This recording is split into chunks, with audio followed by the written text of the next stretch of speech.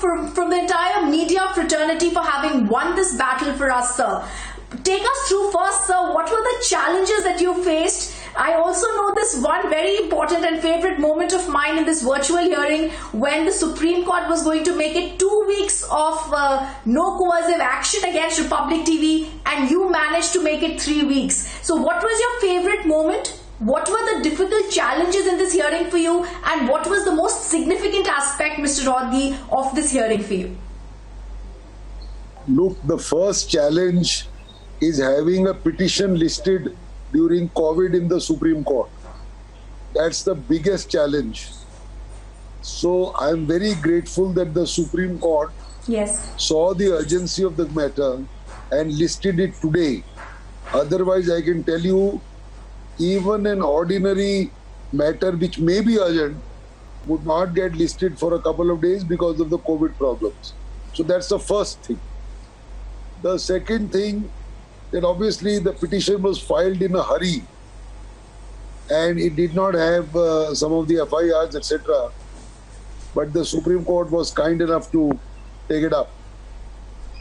The hearing was very cordial, and I am very grateful to the judges to have granted us a very detailed and a patient hearing.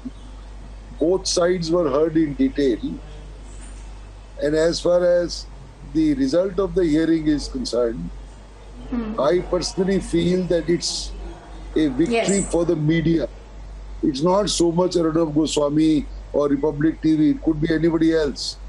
The right to report a gruesome incident which occurred with the death and lynching of 3 people, 3 hapless people who did not do anything, who did not commit a crime. They were lynched. 2 sadhus and their driver were lynched, and the police kept standing by.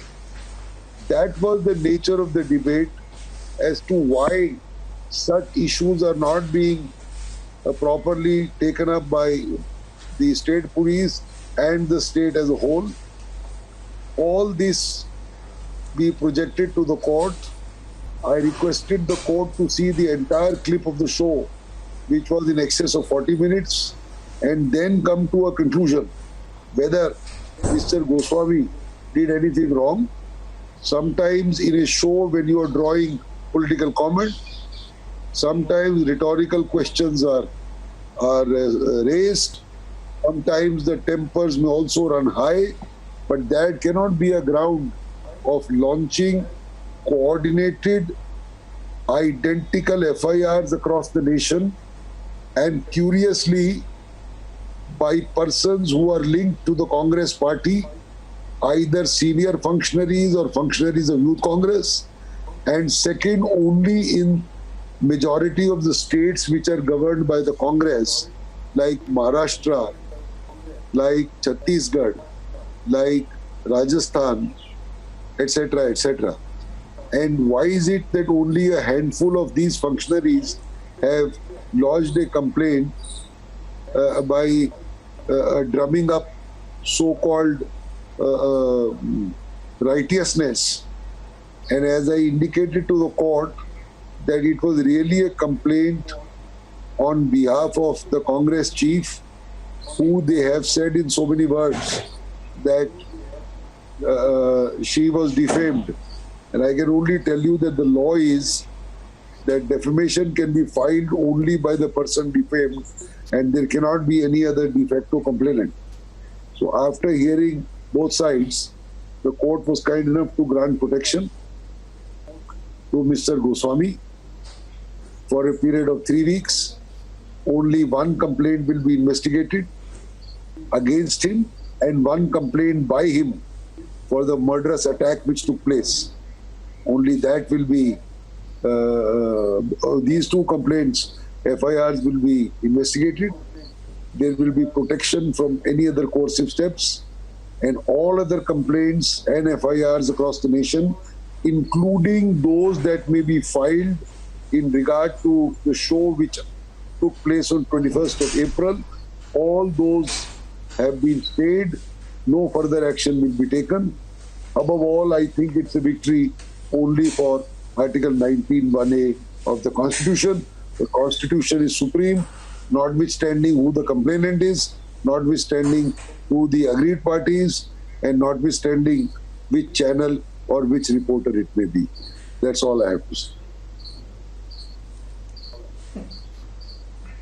Mr. Mr. Rodgi, your last three sentences give goosebumps to me because you speak about the Constitution, and that is something Indians and we all Indians are passionate about. I just want to ask you one more question. I remember in this virtual hearing, Kapil Sibal spoke about Rahul Gandhi, and you rebutted and you rejoined it, and you said, you're talking of Rahul Gandhi, I am not a political person. And then you went on to illustrate by saying cases are lodged against Arnab in one day by Congress functionaries, whereas I'm not even a political person. The basic crux of the matter that we at Republic TV are also saying is we've never communalized anything, and instead of talking about your silence on a particular incident, you are trying to rake up a small 10-second clip and make it into a big mountain.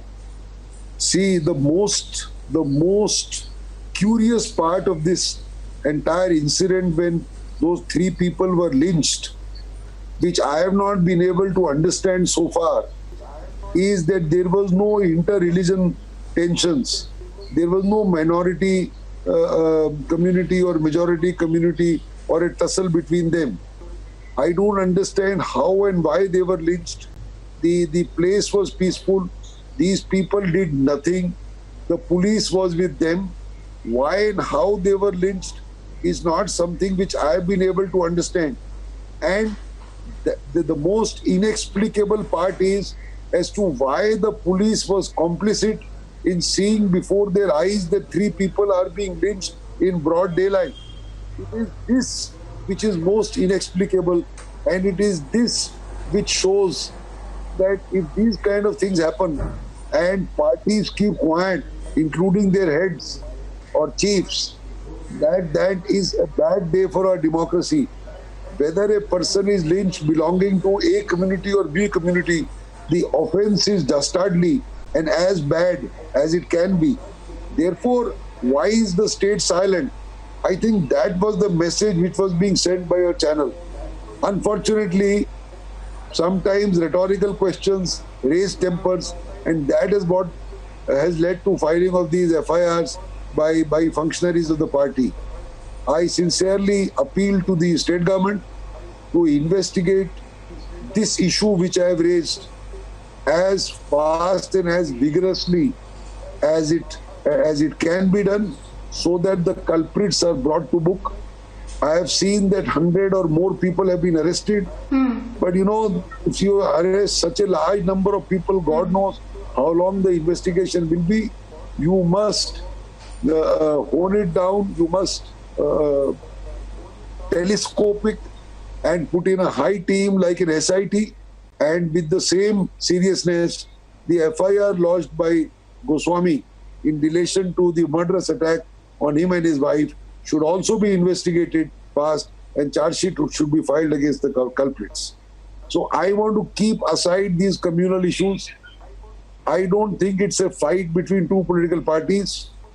The other side was somehow trying to argue as if it is, BJP and Congress. There is no such thing in this case. There is no such similar issue relating to the two communities in this case. We should leave this in a dispassionate manner for the state to look at, and ultimately Article 19 of the Constitution must reign supreme. Thank you.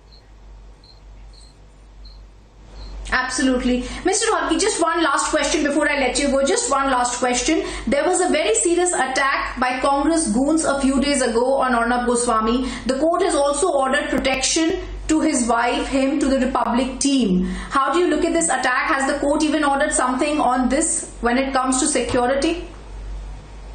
See, I have asked for investigation into Goswami's complaint about this murderous attack. Yes, sir. We had also asked for protection from the central government if necessary in regard to the offices of Republic TV, because there may be a danger of them being attacked. The court was quite sympathetic. The court has asked the authorities concerned to look at it, and protection has been will be granted to the offices and other places, including the residence of Mr. Goswami. All right. The man of the moment for Republic Media Network and for every media channel who wants to uphold their rights of liberty. Thank you, Mr. Rodgi. The one thing you've been saying, and I've been hearing you very carefully, Article 19(1)(a) that talks about the freedom of speech and expression, upholding our constitution, and we couldn't have heard it better than from the former Attorney General of India, who's always upheld the constitution. Thank you from the bottom of our hearts for this interview and also for helping us. Thank you, sir. Thank you. Bye-bye.